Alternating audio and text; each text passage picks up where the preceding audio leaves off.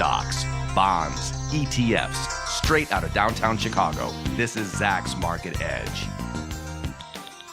Welcome to Zach's Market Edge, the podcast about investing in your life. I'm your host, Tracy Brynick, and this week I'm joined by two of our millennials here at Zach's.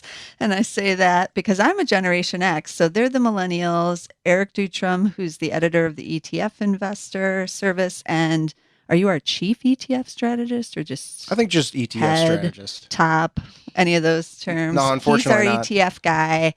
And Zach's editor, Maddie Johnson, is also joining us. So we have three people here today. And so we're going to talk about millennials and investing. We've kind of talked about millennials in the past. Maddie joined on that podcast. But this time we're going to focus a little bit more on whether or not they're buying stocks and or mutual funds, I guess, and kind of ways to invest like the millennials, or what they're interested in or how you can play millennials. I guess that would be the term. But let me start off with some stats because I thought this was kind of interesting.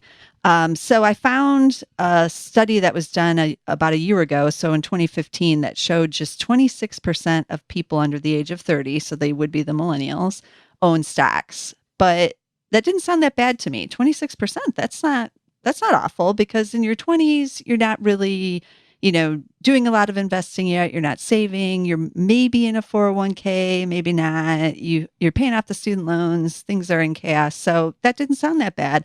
And then I was wondering, what did Generation X do? The slightly older generation, just slightly. I went back to look because I was thinking, during the dot-com boom, it seemed like all of my peers were buying stocks. That's when I really started buying a lot of stocks. That's when internet investing became more common and became in vogue. And so I looked up a survey that ICI did in 1999 during the height of the dot-com boom.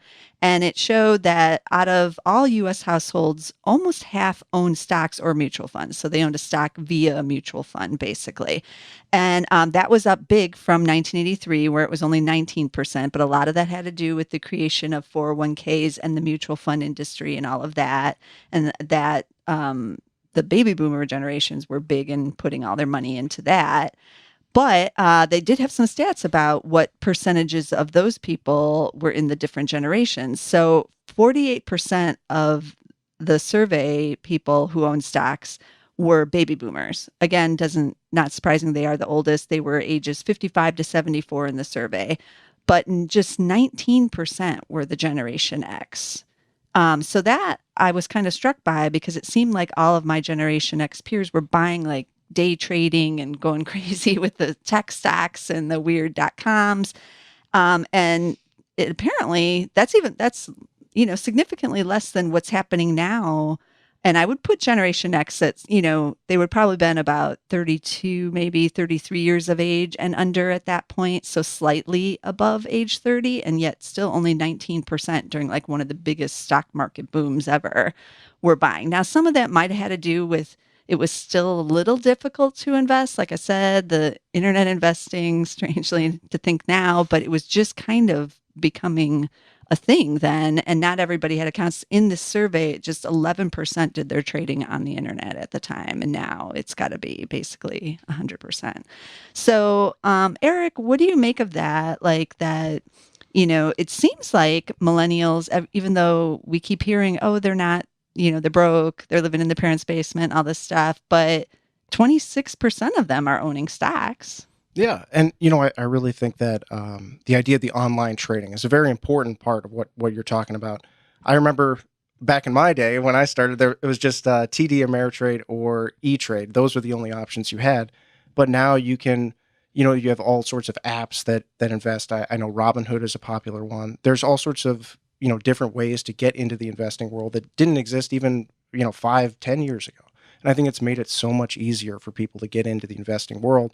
I think that's part of the reason you're seeing some higher numbers for the millennials. I'm a little bit of an outlier. I do love ETFs, obviously. That's been my career right from the get-go. So, I might not be the best, person to represent the millennials here on this. Well, that's why we have Maddie here. Yeah.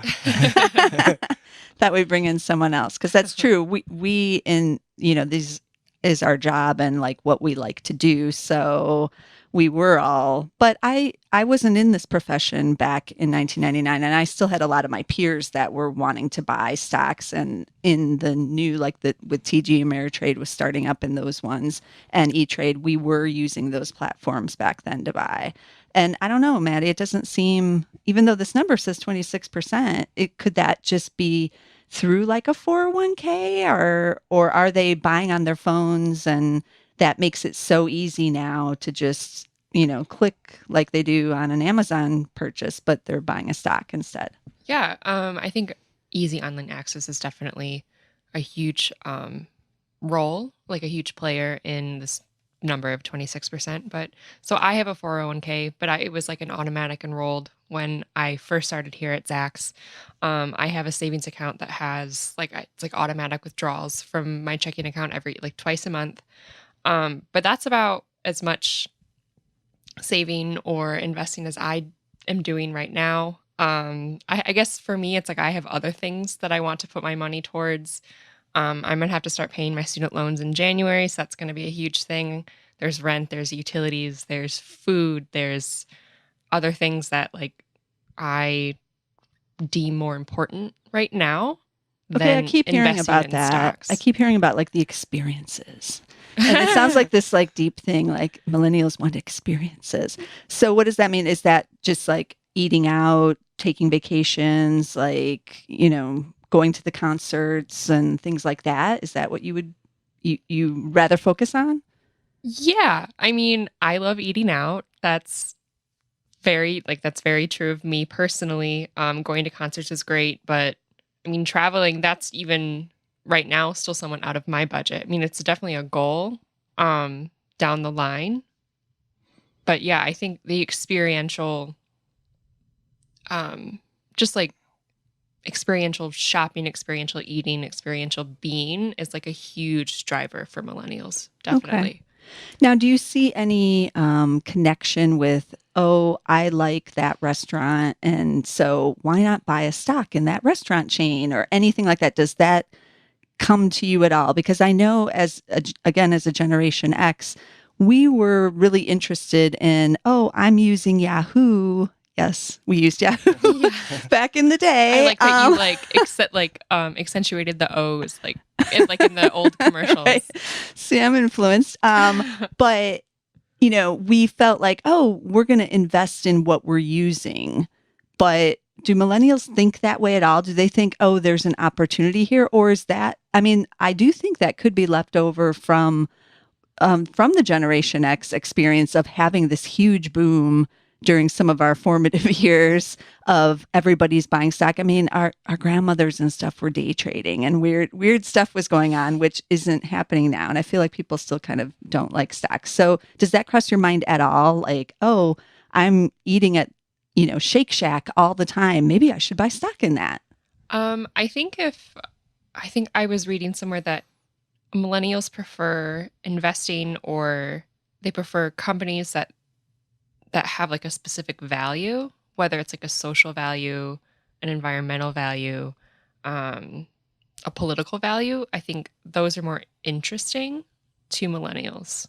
So they have to have there has to be some sort of value or some sort of what's the word? Other kind of characteristics. Other benefit. Like they have to benefit the world around, like the company has to benefit the world around them than just so it's bigger than just you. It's not just because you go there. Yeah. You want to know that they're contributing to hunger somewhere, or a company has to be donating, worried more about their bottom line, if that makes sense. Okay. Yeah. What do you think, Eric? I mean, you're looking at me with like a weird look. Well, I don't know if I agree 100% with what Maddie was saying. But I do think there's some companies where, millennials and whatnot use the products on a regular basis, and it's become a popular investing theme for, a number of people my age as well. Like Facebook is a good example.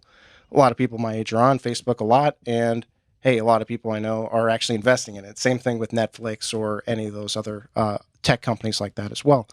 I know for me, the first stock I bought was Cedar Fair. They own Cedar Point. Wow. And that was very much a buy what you know type thing. So, not really as cool as a some tech company, but we really didn't have that big boom, I guess, back in 2005. Yeah. There wasn't really that surging area that was really cool to be in. So I guess that's really more my story in that regard. Right.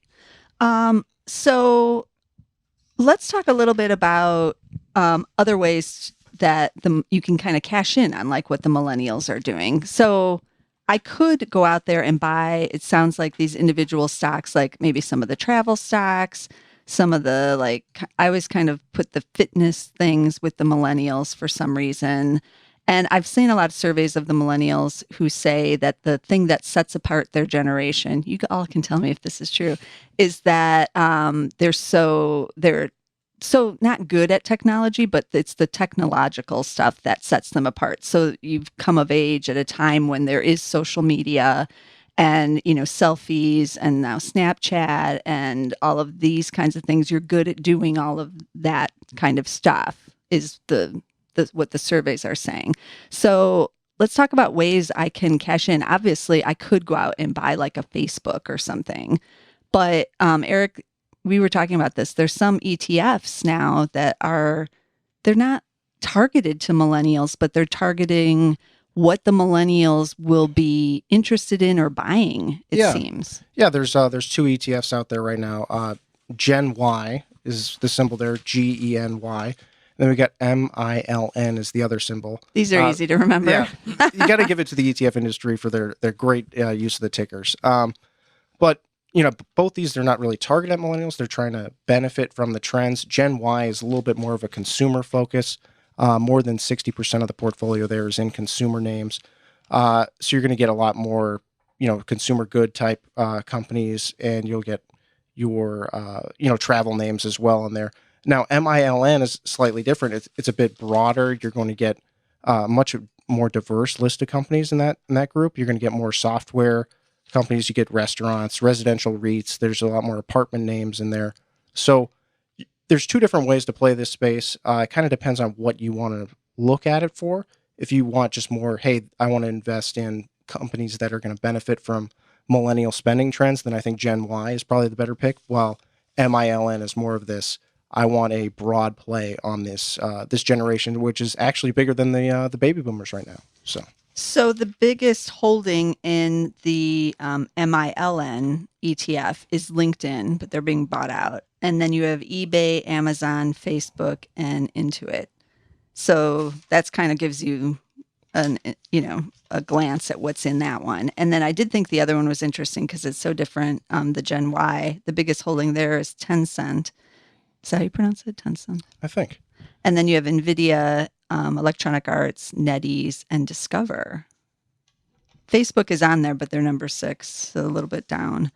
So it does seem like a little bit different mix there. Sure, and if you want that more consumer and actually really more that global play, I think that the Gen Y is really going to be the more of the choice for that, in that regard. So it's really more of what you think is actually going to be the driving trend for the millennials. Okay, so I have a question though for just a technical thing about how these are run. So they're targeting what the millennials are interested in, and I realize these basically just launched not that long ago. Yeah.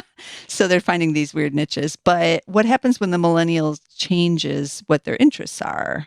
Do then they have to change the holdings, right? And suddenly you all are getting a little bit older. Maybe you want to buy some baby products or I don't know, some minivans, and then they need to buy some auto companies. I don't know. Is that how these work? Will they change the holdings? I guess they would. I mean, that's a really good question. I think they would have to change the holdings, but some of these I think aren't really going to change no matter, if you're, a family of 4, if you're a single person in the city. For example, Alphabet. I think that's really going to be in there no matter what. Same thing with some of the video game ones like NVIDIA. I know they're doing a lot of computer chips for, new augmented reality and things like that. So I think that's not really going to change as much. The consumer stuff, maybe, but I think it might go along more of what Maddie was saying earlier, more towards this, socially responsible investing. I think that might be more of a trend that some of these products go towards.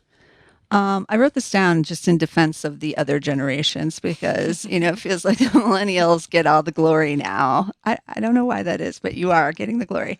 And I was looking up and thinking about what generation some of these companies belong to. So NVIDIA would be a baby boomer because their founder is in the baby boom generation. They've been around a long time. So I think that's interesting that it's so ranks, in the top 10 of one of these millennial funds when it's a baby boomer company. Microsoft, also baby boomer, because Bill Gates is 60 now. What? I know. I had to look that one up. But Google or slash Alphabet, they're Generation X because those founders are in their 40s. Jeff Bezos is kind of on the edge from Amazon, but he's 52. And from everything I saw, that would put him in Generation X. And then obviously Facebook is you guys, the millennials, and then you get some of those. I don't know if any of these other ones. No, I don't think a lot of the other ones are actually founded by millennials yet, but you still have some time to get some more in there. So let's talk about why are there no Generation X or baby boomer ETFs? Like, what is that about? I think they're no good stereotypes for your generation. We have all these stereotypes lame about generation. like experiences over things, and there's just more interesting companies, maybe. Maybe that's it too. Like, I don't know. what would be in a Gen X? I don't ETF? know. We've been all over the place. Yeah, see, that's what I mean. Yeah. It's hard to really nail it down what to have as the exposure profile. There is a fund that's targeted at not necessarily baby boomers, but the end of life cycle, I boy. guess. Old is the ticker. Harsh. Old, OLD. Really harsh. Yeah, OLD is the ticker. Why don't they just have one like dead, DEAD? Oh my gosh. Well, you're not going to forget it. Yeah, and there's What's a lot of in that one? A lot of nursing homes are in that one. Okay, but that is a growth area, right? Yeah. So I mean, I guess that's a way to play the other side of the trend if you want. There's also LNGR that's longer, like living longer. So that I guess you could kind of call that a baby boomer oriented ETF as well. Are there any media companies in those older ETFs? I really think it's mostly focused on this residential, like the nursing home type stuff. But why would there be media companies? Well, you mean like newspapers? I thought you were That saying could be a stereotype. What Or do just you like mean? television networks. Like now it's all we stream online videos, right? That's true. death So of who cable. needs CBS or any of that anymore? That's right. Like, well, yeah, I could see that in there. Yeah. Oh boy, that's not good. And then I was thinking kind of another way to play the millennials and what they're buying is not necessarily through those two ETFs, but other ways to play on the ETFs is kind of like the health and wellness. That's not just millennials. That's, I think, a lot of different, it goes over the generations, but that's like a big thing now. And it seems like some ETFs are kind of focused on that. And it has a lot of consumer names in there. I was thinking of the one we were talking about earlier was BFIT. BFIT. Yeah, once again, great I love ticker. it. Great ticker. And that one has like Adidas in there, Foot Locker, Lulu's in there, Dick's Sporting Goods. But it also, we had to look this up, but the number one holding in that is a company called Dexcom. And I wasn't familiar with them. They're 4% of the holdings, and they're a glucose monitoring company for people who have diabetes, but that would fit under the wellness part of it. Yeah. You forget that there's these companies out there. And then White Wave is on there. I was a fan of White Wave for a while now. They're being bought out. Was now. a fan? Well, they're being bought out. That's why I say was. But they do a lot of the kind of organic food and like the almond milk and stuff like that. Those are big now. Yeah. Should I stay away from like dairy companies and stuff? Is that the millennials going to put them like out of business? Do you think, Maddie? Like, is there certain? Actually, that's a good question. Are there things I should stay away from? Because your generation is so huge. They say it's bigger than the baby boomers now. It's over 80 million. So you will drive, trends and all of that. Are there things like no other than newspapers? I got to keep that in mind. But is there something else where you're like, no, this is going to go away because we hate that? I can't think of maybe. I mean, what about the cars? Oh, well, yeah. I mean, you don't own a Cars. car, right, Maddie? I don't know. Yeah, I don't own a car either. Most of my friends don't have cars, and it's, We're in a major city, though. Well, and yeah. we're not in Los Angeles. Well, true, but But yeah, there's so many other ways, even in LA, like with Yeah. Uber and Lyft and those, and now, yeah, the cost of cars, I think, is prohibitive to a lot of definitely. millennials. And as we enter this whole autonomous driving thing, the need will probably go down even less. So I think that's definitely an area to watch. Or when electric cars, I think, enter the market on like a full scale, that could maybe be something that millennials look towards or wanting to invest in, perhaps because it has like that cause, that value, that environmental Yeah. concern attached to it as well.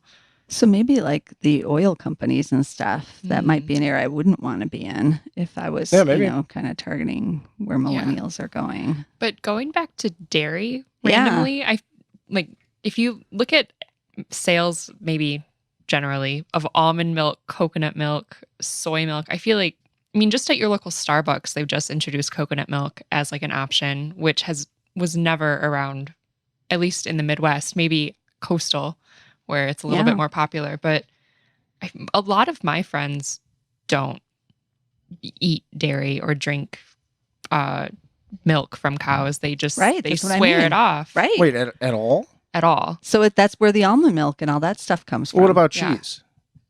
There's vegan cheese. Wow. It's not technically see? cheese. Stay away from obviously. these dairy companies. Oh, man. That's what we got to. But like What about ice cream? No. there's frozen yogurt, Yogurt? Okay. sorbets, like frozen. What is happening? I don't know. Don't get me wrong. I'm not giving up my deep dish pizza. So. I love cheese and I love ice cream, so I have not given it up yet. But I have used almond milk and coconut milk in recipes. So And I do think like the gluten-free thing is also oh yeah, huge. you know, Huge, bigger too. thing. And Yeah. I'm not a gluten-free person, but I've started to buy more gluten-free products, like even pasta. I get Yeah. gluten-free Yeah. pasta now. So, maybe some of these more traditional companies that haven't really figured out how to adapt for this newer market that, for these more specific types of products, those might be ones to avoid. Yeah, and if you look at local supermarkets like Kroger, Walmart, Jewel Osco, and Whole Foods, obviously, like their vegan-friendly aisles I feel like have expanded tenfold. Like there's so many more options than there used to be. Yeah. And I think that's why companies like Whole Foods, which were doing so well 5-10 years ago, they were really just ahead of the curve. Now Mhm. everyone's caught up. now and now everyone's cheaper. Exactly. So Whole Foods doesn't know what to do right now. Mhm. That's really the big problem that they're having. So Okay. So I'm a little concerned. So should I be worried, or will companies like Domino's come out with like a pizza with the vegan cheese on there? I would assume that they will. Maybe they already do. They already have gluten-free Right. crust options. Oh, So they I do. feel like non-dairy cheese Yeah. options aren't that far off from being available to customers. Okay. This is that. we still have to try that gluten-free crust, but yeah. Yeah, we it's haven't pretty tried good. that. Is it? It's decent. Okay. It's not, it's not really pizza anymore. I feel like, if I'm gonna eat pizza, I'm just gonna go all out and Right. just indulge. So if I want to be healthy, I'll not eat pizza. Who says pizza's not healthy? I thought it had all 5 food groups or whatever. That's what I was always told. That's a Generation X thing. We were like, we need our vegetables. Let's order pizza. That's how it is.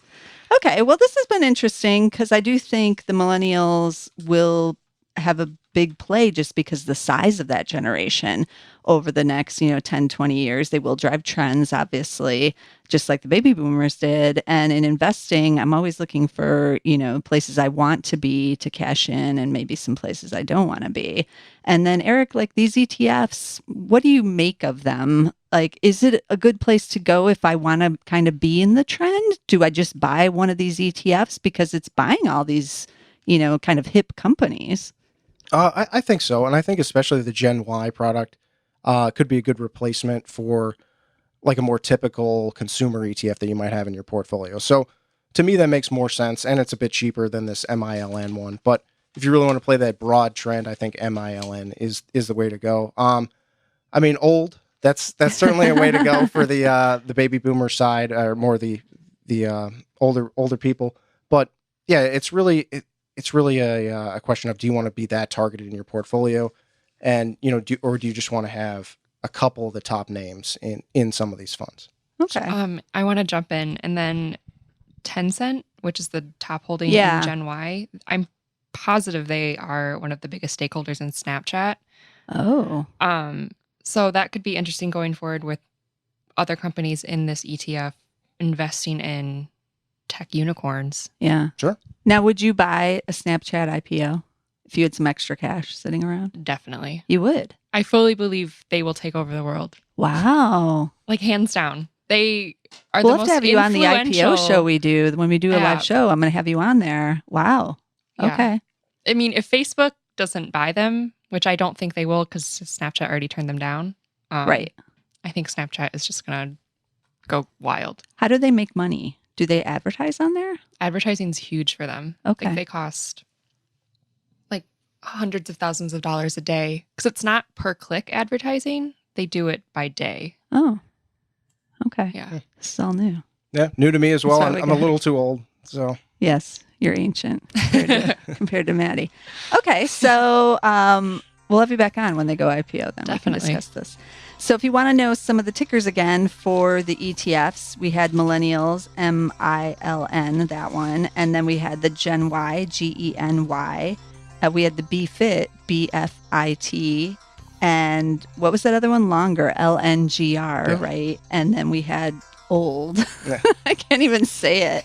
OLD, but you're not going to forget it. So be sure to check out some of those ETFs. I think they do provide kind of an interesting little niche play for anybody interested in where the millennials or the baby boomers are going. And yes, the Generation X is, so far we're not in the old. So we're being left out for now. And you can also check out all of Eric's articles. He writes about ETFs all the time. And be sure to see those on Zax.com. And Maddie has her own podcast, The Friday Finish Line, where they discuss kind of topics like this and various other things going on all during the week, right? She's nodding now. Yes, we do. So that's always interesting. Every Friday. Every Friday, you can check that out. She's on there. And you can also check out any of our old podcasts for Zax Market Edge and all of our podcasts on iTunes and on SoundCloud. So until next week, I'll see you then.